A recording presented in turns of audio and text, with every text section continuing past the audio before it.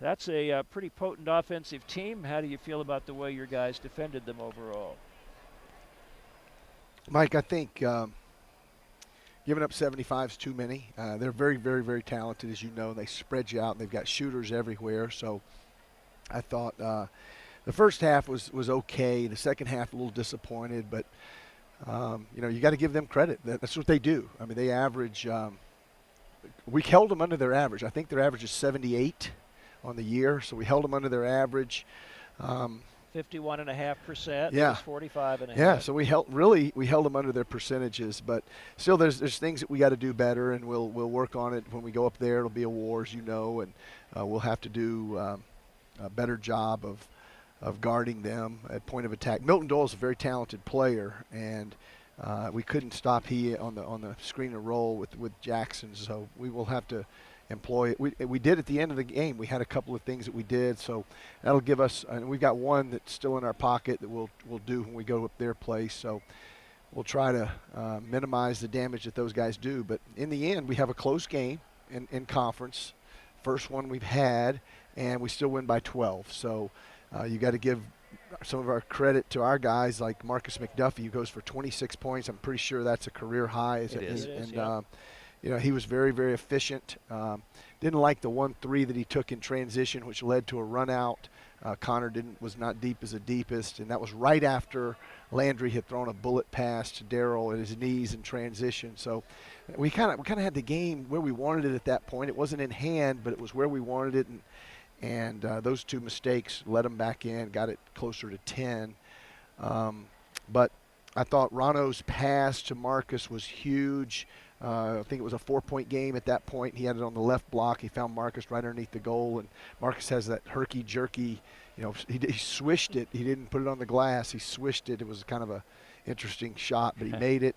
And then Zach Brown. I mean, what courage? Let's say he one for his last previous 17. When Yeah, he made but that one, he doesn't realize that, and he made the big one last year against Evansville, and now same area. He just knocks it down from that left wing, and so he has that freedom to do that. Hopefully, he can get in the gym and shoot better. But the problem to me was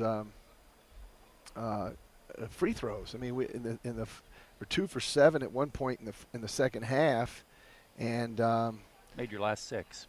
Okay, so you were 5 for 12 and then made your last 6. But we were 2 for 7 at one point, and then we're 5 of 11. Is this what you said? 5 of 12. 5 of 12. Not good. We just kind of let them back in, and then we execute beautifully. We get the ball exactly to Shaq where we want it. He's right underneath the goal on the right side. He's a right-handed player, and I don't know what happened. I don't know if we tripped or fell or lost the ball or what, but he ends up not sticking it in the goal. He had just made 5 minutes before that. He had made a beautiful move and basically dunked the guy in the basket. And then we get the ball to Daryl, and he's just got to stop pushing off with that off arm, and he did the same thing at UNI, and he's trying to clear space to get that jumper or drive it. So we survived. We survived against a good team. It wasn't the most beautiful game to play, but we scored 87 and won by 12. Pretty opportunistic off the turnovers. You created 13 turnovers, only one more than the Shocks had, but got 21 points off those turnovers. Yeah, thank goodness. That's a big difference. It's 7 points there off turnovers, and you win by 12. So that was big.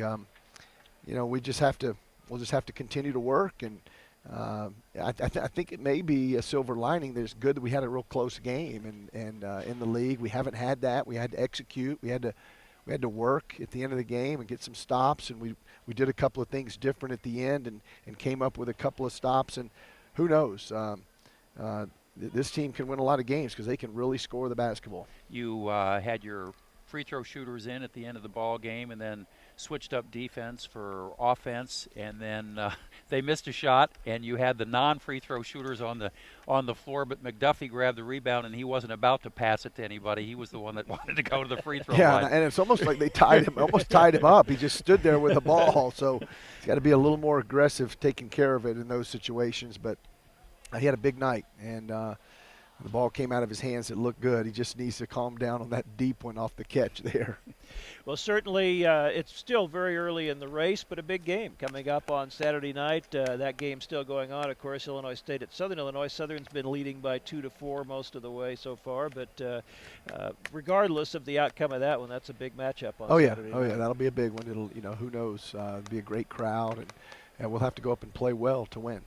Well, congratulations on another survival tonight in this grind we call the Valley Race. There you go, 5-0. All right, Shocker head coach Gregg Marshall and Wichita State winning tonight 87-75.